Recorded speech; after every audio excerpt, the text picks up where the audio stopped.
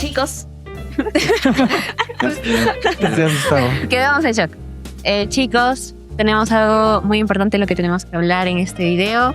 Es algo que sé que muchos de ustedes han visto y por eso también han venido a este video. Es un tema muy delicado, así que por el momento lo vamos a dejar hasta el final porque primero tenemos que hacer el trabajo y luego viene el chisme, chicos. Primero el deber y luego... ¿Cómo era el refrán? Luego el placer.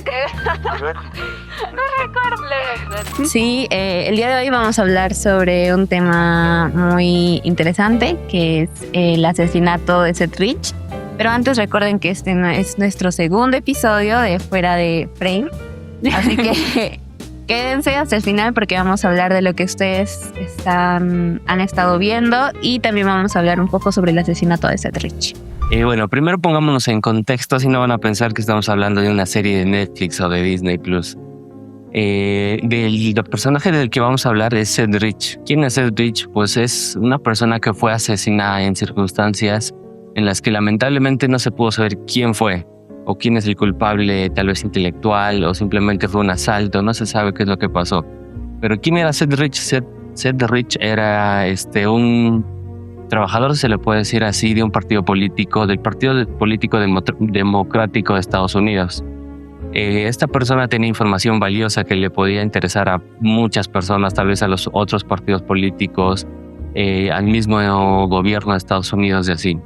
Él lamentablemente, como les digo, fue asesinado en circunstancias bastante sospechosas y actualmente no se sabe por qué fue el motivo, si fue solamente un asalto que terminó mal o si fue algo más planificado, ¿no, chicos? Sobre todo es que el desarrollo después de su muerte es bastante interesante, incluso parece la trama de una serie porque es bastante enigmático. Así es, o sea, básicamente es como que todo lo que hubo alrededor de Seth Rich fue como un día cualquiera en Twitter, que se hacen como noticias falsas, se hacen pues teorías, porque Twitter es muy de eso, ¿no? De hacerse teorías en cuanto a varios temas, hablar y hacer hilos y decir cosas que pues, no tienen nada que ver con ese tema, ¿no? Chicos, también creo que es importante recordarle a la audiencia el término de posverdad. Tal vez algunos desconozcan este término, pero básicamente es cuando la gente cree más en algo porque le provoca emociones, ¿no? Aunque no existan suficientes pruebas, se dejan llevar por su lado emotivo y pues pueden creer cualquier cosa. Es como los videos, las noticias que hacen en Facebook, así esas, todas fraudulentas que hacen, que les ponen como que un titular súper exagerado y la noticia no tiene nada que ver con eso o simplemente no está al nivel del titular que le están poniendo, ¿no? O mayormente también apelan al tema de tristeza o algo así para que, por ejemplo, en temas de estafas, porque las personas pueden ver una noticia, no sé, de un niño accidentado y están pidiendo colaboraciones y las personas por tratar de empatizar con esa persona.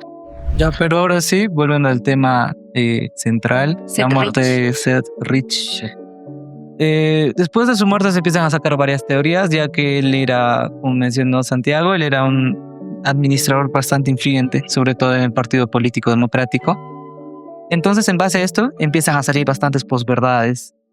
No sé si Santiago nos puedes explicar alguna. La más importante, la más creíble, si se le puede decir así, es la que decía que Seth Rich, ya que tenía acceso a bastante información importante del partido, vendió o le dio esta información o simplemente soltó la información en Wikileaks, que es pues una página donde se filtra bastante información, sea de políticos, de empresarios, cosas que en teoría sería ilegal decir, ya que son pues parte de la privacidad de la persona o empresa.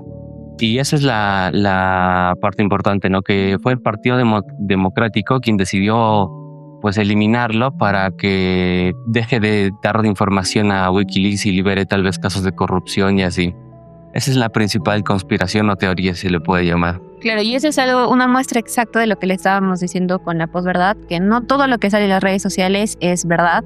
Y efectivamente, porque lo que le pasó a Seth Rich es que pues empezaron a crear varios rumores, varias teorías en cuanto a su muerte, y la gente pues empezó a creer todo eso, empezaron a hacer como que muchos comentarios en redes, como dice Santiago. Por ejemplo, en Twitter, que Twitter es muy famoso porque las personas expresan todo lo que sienten sin filtro, o que incluso hacen sus teorías como ya les he explicado y todo eso, ¿no? Sí, porque al generar todas estas opiniones, toda esta gran problemática, pues obviamente la persona se ve afectada, ¿no? Y al ser información que puede llegar a no ser verídica, trae muchas consecuencias, muchas cosas negativas para la persona y su familia. Pues estaba pidiendo que se deje de comentar tanto acerca de este tema, porque la información que pasaba en esos entonces pues no era verídica, ¿no? Sobre todo el papel importante de los políticos, porque se asume de que fue un asesinato debido a que le encontraron con las pertenencias y todo, y eso, bueno, no cuenta como un robo. Pero pensaron que era un robo, pero no fue un robo, porque tenía todas sus cosas. Y luego empiezan a especular de que fue porque había filtrado información, correos importantes y todo eso. Pero personalmente casi siempre la política está en bastante poder, ¿no? Y es peligroso. En especial lo que dice Daniel, el hecho de que lo culparon de filtrar información y todo eso, que obviamente para la política es algo muy, muy importante de cierta forma, ¿no? Creo que lo vimos en el caso de Perú, en el caso también de Vladimir Montesinos, que tenía pues varias información, que hacía como que oculten información. Entonces, en el caso de que hayan hecho viral la noticia de que a Seth Rich le hayan matado por dar la información y todo eso, es como que muy polémico, porque en parte pues obviamente se sabe y se vincula demasiado a la política con eso, porque se sabe que hay muchas cosas dentro de la política que las mismas personas que están dentro de ellas no quieren que se filtren, ¿no? Así es, que es un ejemplo perfecto, ¿no? Y todo esto se hacía como una bolita de nieve en las diferentes redes sociales que había o que sigue habiendo, como por ejemplo Reddit, 4chan. Esos fueron los dos principales redes en las que se hacía como una cámara de cuando alguien decía esto pasó o esta era la teoría verdadera, y otro decía sí, pasó por tal, y entre ellos mismos se daban la razón hasta que se hacía más grande, ¿no? Y salía de esas plataformas pequeñas a pues básicamente todo Estados Unidos y el mundo. Y con esto es un ejemplo perfecto de qué es la posverdad, de que nos dejamos llevar por las emociones sin verificar antes el contenido o los hechos que realmente pasaron. Y eso es lo que actualmente pasa y seguirá pasando por mucho tiempo más, hasta que hayamos tal vez alguna manera de poder verificar si la información es real o no, ya que ahora con la inteligencia artificial es bastante complicado saber si algo es real o no. Podrían, por ejemplo, poner que alguno de nosotros ha hecho algo que en realidad no hizo, ¿no? Y como consejo, creo que para nuestra audiencia sería que siempre, si ven alguna noticia, alguna información, traten de verificar en diferentes fuentes, investiguen más acerca de ello para que tal vez esta posverdad no los alcance y no se dejen llevar muy fácil por sus emociones, ¿no? Porque como decía Santiago, ahora en la actualidad con la inteligencia artificial, las fake news, etcétera, es muy fácil como que nos atrapen en esas noticias, que nos hagan creer que sí es verdadero, pero también nosotros creo que como personas racionales podemos y tenemos todas las herramientas para poder seguir buscando información, ¿no? Como les digo, en periódicos, en las redes sociales, en periódicos digitales, en sitios web, etcétera, ¿no? Entonces, ustedes también tienen que ser conscientes de que no todo lo que leen es verdad. Piénsalo. Eso fue todo por el tema académico.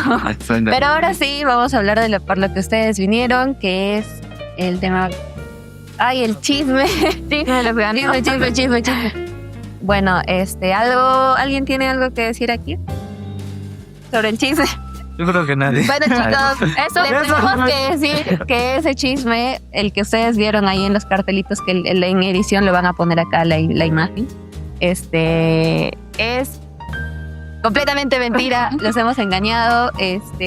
Como prueba, para que vean que sus emociones están interfiriendo en sus decisiones. Ajá, y chicos, el cartel que ustedes vieron es completamente mentira. Aquí nadie fue infiel. Aquí nadie hizo nada malo. Porque todavía. Por ahora, nadie fue infiel, nadie hizo nada malo. Entonces, ese es un claro ejemplo de posverdad, como dice Fátima.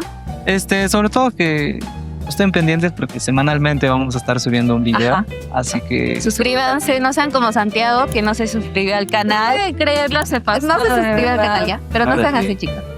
Suscríbanse, denle like, coméntenos un poco si ustedes también, al igual que varias personas han visto involucradas en este tipo de conspiraciones. Es como el la que de han Seth llegado a Rich. este video por el cartel. Y se han Ajá, caído en ajá. nuestra Sí, táctica de eso. posverdad. Y bueno, creo que eso sería todo, ¿verdad, chicos? Sí. Bueno, nos vemos en un próximo episodio. Esto es Fuera de Frey.